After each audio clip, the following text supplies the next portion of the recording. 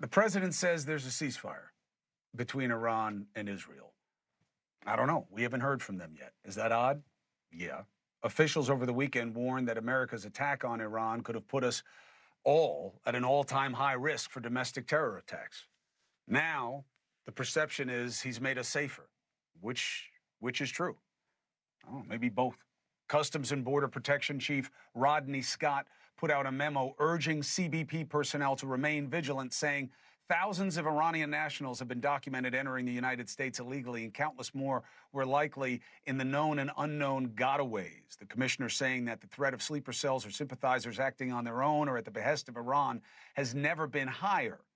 Meanwhile, the State Department put out a worldwide security alert advising Americans overseas to exercise increased caution. The Swedish media reporting Iran may be pressuring local gangs to target U.S. citizens in Sweden, of all places. So, what is the reality of the risk, and what do we do about it? Retired FBI Supervisory Special Agent James Gagliano and retired CIA officer and FBI Special Agent Tracy Walder. It's good to have you both. Tracy, sleeper cells, not new, but Rodney Scott's sense of urgency is. What do you make of it? Well, thank you so much for having me, Chris. Listen, I absolutely think that they're here, but I think we need to look at it a little bit differently. I think we're in this 9/11 sort of mindset, and that individuals are coming from overseas to here and awaiting some kind of a signal. I think they are already here. I think they're homegrown to what you were speaking about earlier. And I think that they don't need a signal to act. We're looking at kind of lone wolf style attacks, not these large scale, multiple people involved type of attacks. And I really hate the term sleeper cells, to be honest with you. I think it's very Hollywood. The reality is these are terrorists, some of them domestic terrorists. Yeah, it does make it sound like there's some kind of zombie, Manchurian Candidate vibe. Like they have to be activated and they go from being your local grocer, to some butcher. I'm with you on that, Tracy. I'll never say it again. Gags, in terms of the extension of Tracy's analysis, I buy into that even more than the Iranians coming after us thing, which is we don't need enemies from the outside. We are killing ourselves from the inside. The most recent spate of political violence, if you want to call it that, none of them were Islamists. They were all disaffected American males that were acting out of some perverse political ideology. What does that mean to you? Well, first of all, Chris, I agree with Tracy. I mean, there's two different distinct ways that this can happen. One is directed, and that's kind of what the president got word at the G7 summit last week, and that's where we first heard this onerous term, this Hollywood term, sleeper cells. We have a 2,000-mile border between us and Mexico, a 5,000-mile border between us and Canada. There are many ways that people can get across the border. We understand that.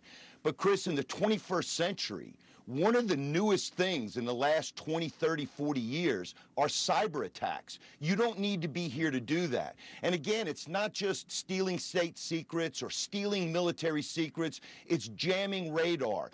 It's crippling infrastructure like the 16 critical infrastructure sectors like water, wastewater, the electric grid, God forbid. So these things can be done a long way from here, Chris. But yes, terrorist organizations do embed people. They're hiding in plain sight. Whether or not they will be able to mount something significant, well, truth be told, I think that would be very, very tough to do right now. But I agree with Tracy. I think this is much more the inspired folks as opposed to the directed folks. Inspired is a good word, Gags. And, we'll save for another day the fact that I don't know why we don't care about cyber stuff the way we care. You kill one person in a shopping mall, we go crazy for 2 days. You destroy the power grid for the entire East Coast, and nobody wants to talk about it. Tracy, Luigi Mangione, all these other psycho, or not psycho murderers. The idea that radicalization has changed, that Islamists can push extremism without even ever mentioning Islamism, and they're doing it online all the time. What do you make of that suggestion?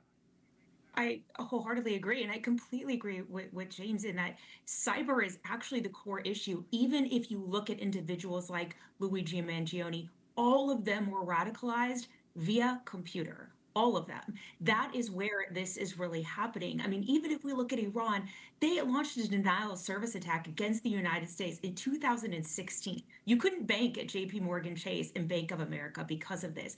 But aside from stopping our critical infrastructure, they are also, through psychological operations, basically online, winning the hearts and minds of disaffected individuals here in the United States. And in my opinion, I don't think that we are doing, aside from not doing enough to stop the attacks against our critical infrastructure, I'm not sold on the fact that we are doing enough to stop those kind of radicalization events.